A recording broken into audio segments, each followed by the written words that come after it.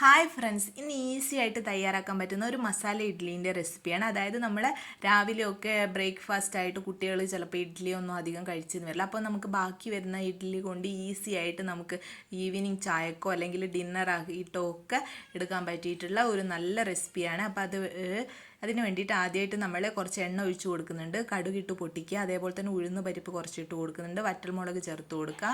അതൊന്ന് പൊട്ടി വന്നതിന് ശേഷം നമുക്ക് സവാള, പച്ചമുളക്, കറിവേപ്പില ഇവ മൂന്നും ചേർത്തിട്ട് നന്നായിട്ടൊന്ന് വഴറ്റിയെടുക്കാം. അപ്പോൾ നമുക്കിത് വേഗം വഴറ്റി കിട്ടാൻ വേണ്ടിയിട്ട് കുറച്ച് ഉപ്പ് കൂടെ ചേർത്ത് കൊടുക്കാം കേട്ടോ.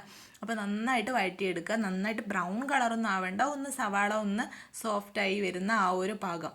അതിനുശേഷം നമുക്ക് അതിലേക്ക് അതൊന്ന് വഴണ്ട് വന്നതിന് ശേഷം നമുക്ക് വെളുത്തുള്ളി അതേപോലെ തന്നെ ഇഞ്ചി രണ്ടും ചതച്ചെടുത്തതോ പേസ്റ്റോ ഏത് വേണമെങ്കിലും ചേർത്ത് കൊടുക്കുക. അതും കൂടെ ചേർത്ത് കൊടുത്തിട്ട് ഒന്ന് അതിൻ്റെ പച്ച സ്മെല്ല് മാറുന്നത് വരെ വീണ്ടും വഴറ്റിയെടുക്കുക. അതിന് നമ്മൾ ഇതിലേക്ക് കൂടുതൽ ഭയങ്കരമായിട്ട് മസാലയൊന്നും ചേർക്കുന്നില്ല, കാരണം ഇഡ്ഡലിയാണ്, ഇഡ്ഡലിയിൽ പെട്ടെന്ന് മസാല പിടിക്കും. അപ്പോൾ അത് ഭയങ്കരമായിട്ട് മസാല കുത്തുന്ന പോലെ ആകാതിരിക്കാൻ വേണ്ടിയിട്ടാണ്. പിന്നെ കുട്ടികൾക്കൊക്കെ കഴിക്കുമ്പോൾ ഭയങ്കര എരിവാണെങ്കിൽ അവർക്ക് കഴിക്കാൻ ബുദ്ധിമുട്ടായിരിക്കും. അപ്പോൾ അതിന് വേണ്ടിയിട്ട് കുറച്ച് മഞ്ഞൾപ്പൊടി, മുളക് പൊടിയുമാണ് ചേർത്ത് കൊടുക്കുന്നത്. അതിൻ്റെയും പച്ച സ്മെല്ല് മാറുന്നത് വരെ ഒന്ന് വഴറ്റിയെടുക്കുക. അതിനുശേഷം നമ്മൾ ടൊമാറ്റോ ചേർത്ത് കൊടുക്കുന്നുണ്ട്. ടൊമാറ്റോ ചേർത്ത് കൊടുക്കുമ്പോൾ ഒരു 3-2 ടൊമാറ്റോ ചെറുതാണെങ്കിൽ ചേർത്ത് കൊടുക്കുക. വലിയ ടൊമാറ്റോ ആണെന്നുണ്ടെങ്കിൽ ഒന്ന് ചേർത്ത് കൊടുത്താൽ മതി.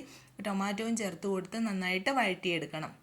അപ്പം നമ്മൾ ടൊമാറ്റോയുടെ ആ ഒരു പച്ച സ്മെല്ലുണ്ടല്ലോ മാറുന്നത് വരെ ഒന്ന് വഴറ്റിയെടുക്കുക. ഇതുപോലെ രാവിലെ മിച്ചം വന്നിട്ടുള്ള ഇഡ്ഡലിയാണ് ഇത് ഞാനിപ്പോൾ ഈവനിങ് ആണ് എടുക്കുന്നത്. കണ്ട, നല്ല സോഫ്റ്റ് ആയിട്ടുള്ള ഇഡ്ഡലിയാണ്. ഇതുപോലെയല്ല കേട്ടോ ഇടുന്നത്, കട്ട് ചെയ്തിട്ടാണ് ചേർത്ത് കൊടുക്കുന്നത്. അപ്പോൾ നമ്മൾ ക്യൂബായിട്ട് കട്ട് ചെയ്തിട്ട് ചേർത്ത് കൊടുക്കുക.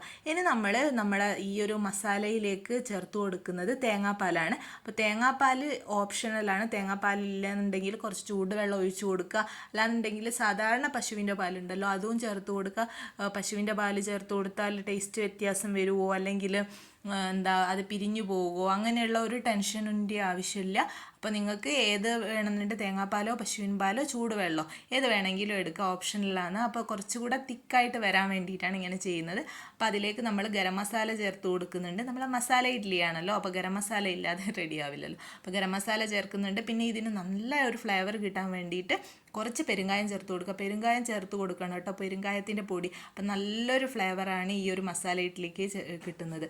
അപ്പോൾ ഇതിലേക്ക് ഞാനിപ്പോൾ 9 ഇഡ്ഡലിയാണ് എടുത്തിട്ടുള്ളത്. നിങ്ങൾക്ക് ഇഡ്ഡലീൻ്റെ എണ്ണം വേണമെങ്കിൽ കുറക്കാം കേട്ടോ.